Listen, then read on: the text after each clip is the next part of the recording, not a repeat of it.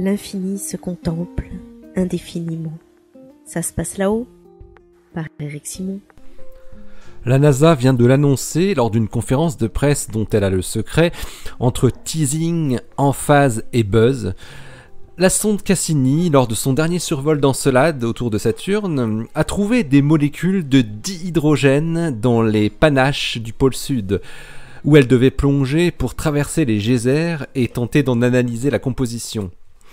Parallèlement, les scientifiques américains relatent des observations de Hubble sur Europe, satellite de Jupiter, qui confirment la présence de panaches très similaires à ceux d'Encelade.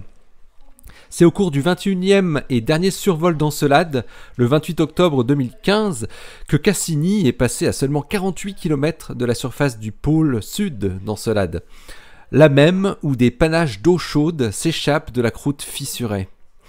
L'un des objectifs de ce survol était de pouvoir identifier quelques composés de ces panaches. L'instrument Ion and Neutral Mass Spectrometer, INMS, a été utilisé dans cette analyse.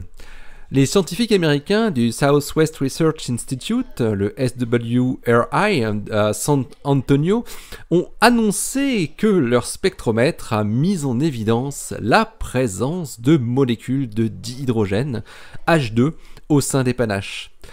Cette découverte est importante car elle signe sans conteste l'existence d'une source hydrothermale dans les profondeurs de l'océan d'Encelade. L'hydrogène est libéré lors d'interactions chimiques entre l'eau chaude et le plancher océanique d'Encelade. Des signes d'activité hydrothermale avaient déjà été détectés par la détection de grains de silice par Cassini et qui ne peuvent se former qu'en présence d'eau chaude. Cette nouvelle observation vient donc renforcer l'idée de la présence d'une activité hydrothermale sur le plancher océanique d'Encelade. Ce que signifie aussi la présence de dihydrogène dans les panaches de Cassini, c'est qu'il existe une source d'énergie chimique au fond de l'océan d'Encelade, avec tout le potentiel que l'on peut imaginer pour des formes de vie.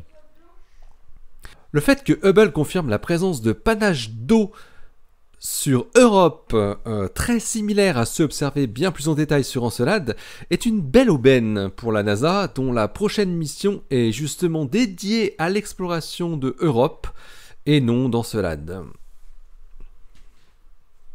Allez, restez bien à l'écoute sur le www.ça-se-passe-là-haut.fr. Ça se passe là-haut, le blog où l'univers de Encelade se contemple indéfiniment. Vous retrouvez ce podcast comme toujours sur iTunes, PodCloud, Stitcher, YouTube et compagnie. Allez, à très bientôt. D'ici la prochaine, portez-vous bien, restez bien les yeux vers le ciel, vers Saturne et les pieds sur terre. Salut!